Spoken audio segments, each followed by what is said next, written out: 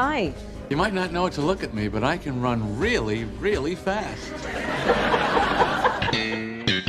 How'd it go with that girl? Great, I'm going out with her tomorrow night.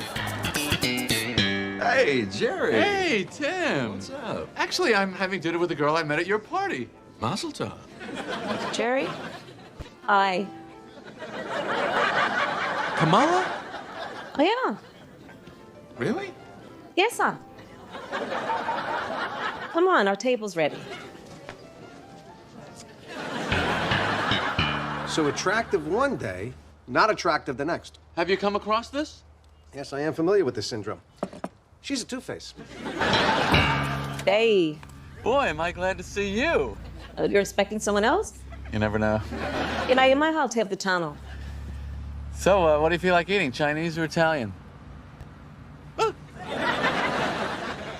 I could go either way.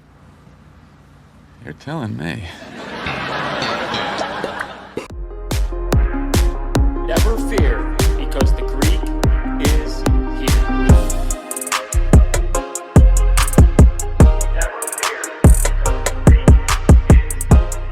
Kamala Harris is two-faced, as you saw in that funny clip, and I really love it. There's no substance to her, so she fits in perfect with Seinfeld, like a show about nothing. That's what Kamala Harris is. Hello, everybody. I am the Conservative Greek. Please like, subscribe, hit that notification bell so you never miss a Conservative Greek video.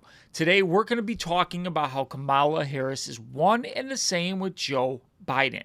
And this came out of Joe Biden's mouth, and you will see later. But first things first, Trump was right. Whoa, Greek. Trump was right? Yes, Trump was right. As always, in 2015, he talked about the border and how they're not sending their best. Well, here is that clip. When Mexico sends its people, they're not sending their best. They're not sending you. They're not sending you. They're sending people that have lots of problems, and they're bringing those problems with us. They're bringing drugs, they're bringing crime, they're rapists, and some, I assume, are good people. As you could see, he's talking about the invasion of our border and how they're not sending their best, not sending Jesus, not sending God. They're sending rapists, murderers, and other bad people. Now, in 2015, the media is like, do you take this back? Do you take this back? And no, Trump did not take it back because, as it turns out, Trump was right. And you could see today, these numbers are extremely staggering. Like, when I saw these numbers, I'm like, how can anybody vote for Kamala Harris after these numbers? You know, he said they're sending their murderers. Well, it turns out, non-detained, non-citizen convicted criminals, okay, 13,099 convicted of homicides in their country, and they've crossed our border. Is that who you want living in your cities? And don't say, oh, there's only 13,000. That's not a lot. One's too many. One is too many. 15,811 have been convicted of a sexual assault. Oh, the Democrats say they care about women's rights, right? Convicted of sexual assault. Is that protecting our young ladies? I don't think so. And 425,000 have been convicted of some sort of crime, whether it's theft, other things. But these people are not good people that you want coming into your country.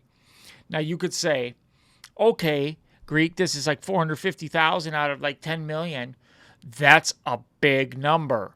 Okay, 5% is way too much when you're letting in that many people in an open border, and it is sickening. It's sickening, and before you say, oh, Greek, these numbers, it says Fox News, I don't trust it. This is from Patrick Lightliner, ICE Deputy Director. So it's the ICE Deputy Director releasing these numbers. But what's funny is he released these numbers today as Kamala Harris was at the border. Let's check it out. We know the arguments, right? The White House, and look at that, Kamala Harris looking through the border wall there, down on the southern border.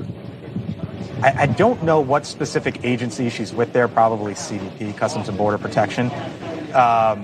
The media that is traveling. Oh, how convenient. She finally made her way to the border. Finally made her way there. Let's give Kamala Harris a round of applause. Oh, and what timing, huh? The numbers perfectly. As you can see, she's looking at the border wall that Trump built, that she stopped building, that she sold off the parts, that she made 94 executive orders along with Biden to halt Trump's great orders for border safety. But yet she blamed one bill, and why the border's so bad? Yeah, please. Well, here's another clip. Madam Vice President, can you share what the agents at the last stop talked about? They've got a tough job, and they need, rightly, support to do their job. And they work long hours. They're very dedicated. And so I'm here to talk with them about what we can continue to do to support them and to also thank them for the hard work they do. What about you feel like you need stricter action? Yeah, they do need the ability to do their jobs. It's called closing the border so that they can actually do their job rather than watch everybody pour into this country, which is what they are doing now. And it's really, really, really pathetic.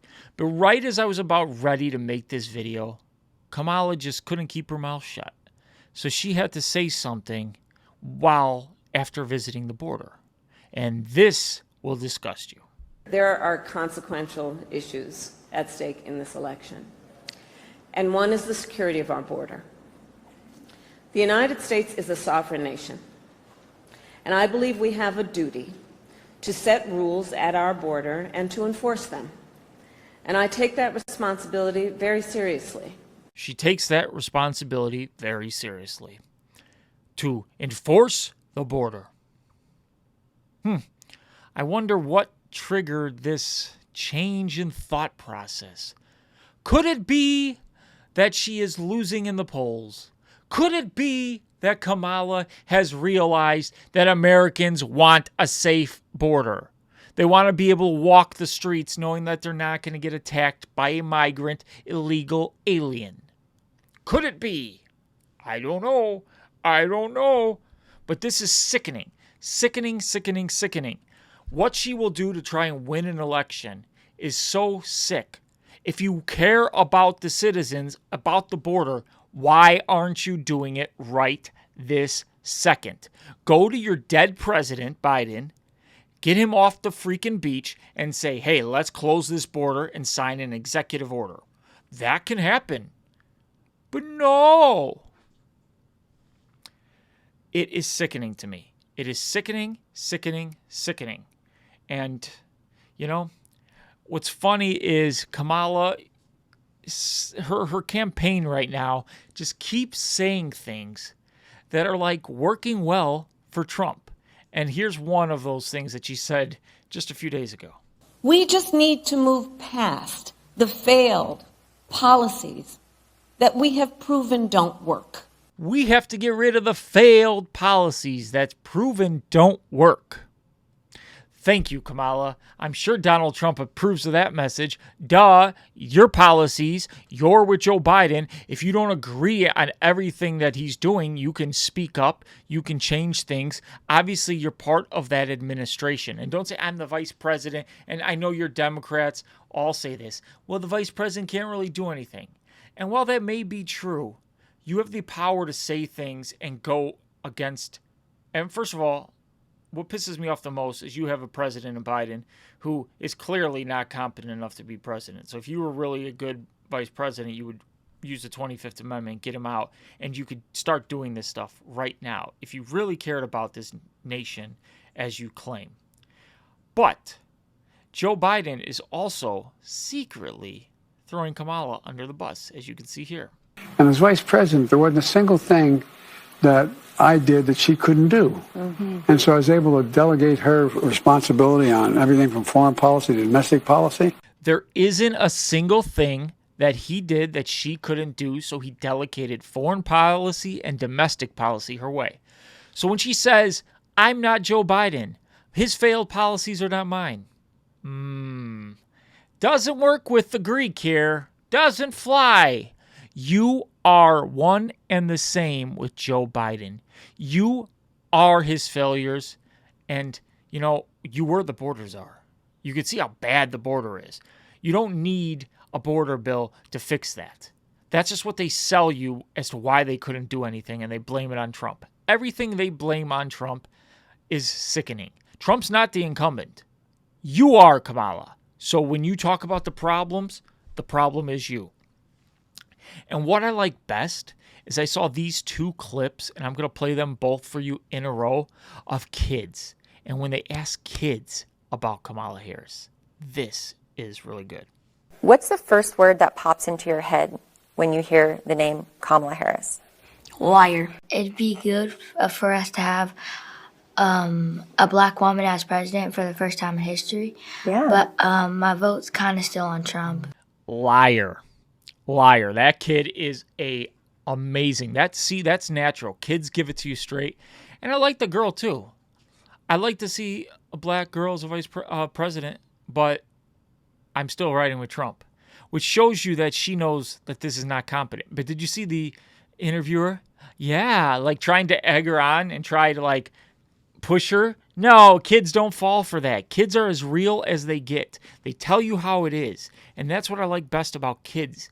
They really, really, really tell you how it is. So, kids give it to you straight. Kamala is fake. She's two-faced. Kids can see through it. You can see through it. And I know a lot of Democrats are like sitting there and they're like, yeah, I hate Trump, but I don't know about her. You know, and I get that sense. And the more people that wake up to that, the better it will be. You know, I'm the conservative Greek, so please like, subscribe, hit that notification bell, and stay tuned. I love each and every one of you, but before we go, here's a new amazing Trump ad. Greatness doesn't discriminate. It doesn't see where you're from, what you look like, or who you know. Greatness is for those who work for it, for those who keep moving forward. Greatness is for anyone willing to fight for it.